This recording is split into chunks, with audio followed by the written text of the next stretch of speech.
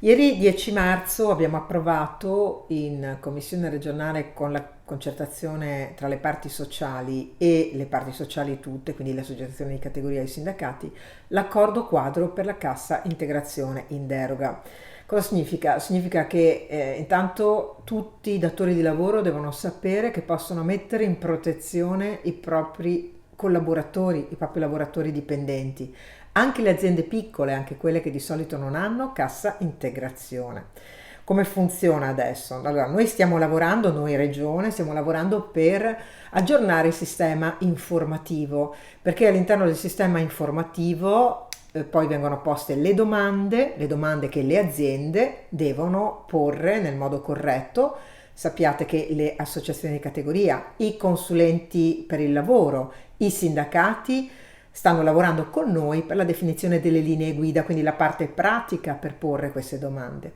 Una volta che sarà posta la domanda nel sistema informativo, questa viene valutata dalla regione che la trasferisce all'INPS e da lì inizia l'erogazione del contributo di cassa integrazione per il numero di lavoratori che quell'azienda avrà deciso di mettere in cassa integrazione in deroga. Prima cosa da sapere è che è retroattiva, cioè le aziende devono essere tranquille, anche i lavoratori, perché è dal 23 di febbraio che si fa fede, quindi da quel momento si può quindi fare il conto delle giornate di cassa integrazione.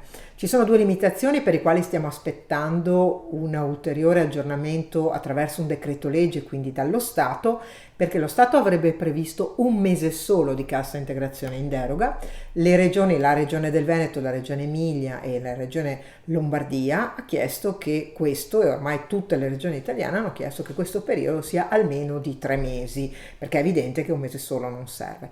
L'altra cosa che abbiamo chiesto è un riconoscimento anche dei lavoratori autonomi che ovviamente non hanno nessun ammortizzatore sociale. Il lavoratore autonomo oggi è completamente scoperto e il primo decreto prevedeva solamente un aiuto di 500 euro al mese per 3 mesi, ma solo per il comune di Vo, e noi abbiamo chiesto che sia esteso.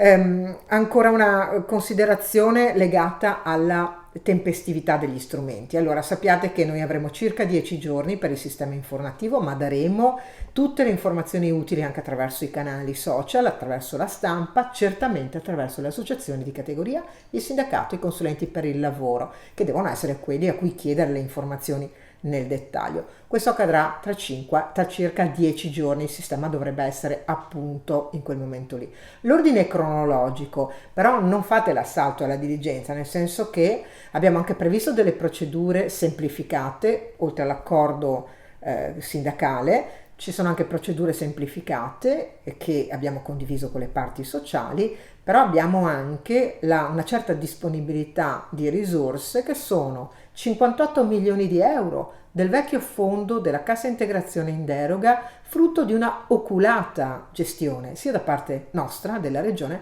che delle parti sociali. In Veneto non abbiamo mai abusato degli ammortizzatori sociali. In più abbiamo ieri mattina, quindi il 10 marzo, abbiamo voluto aggiungere ulteriori 5,5 milioni di euro, 5 milioni e mezzo di fondi della regione proprio per coloro che non hanno nessun tipo di copertura. Noi stiamo attendendo, il presidente Zaia lo farà domani in sede di conferenza unificata con il governo, chiederemo ulteriori risorse per coprire, perché è evidente che questa è un'emergenza che non si conclude non solo in questo mese. Il primo decreto del governo ha sottovalutato l'impatto anche della cassa in deroga, ma noi avremo bisogno di un arco temporale maggiore e quindi di risorse maggiori. Però sappiate che stiamo lavorando per non lasciare solo nessuno, né le aziende, neanche le più piccole, né i lavoratori, perché il timore ovviamente è quello di ciascuno di voi, e mi rendo conto di non sapere che cosa sarà domani.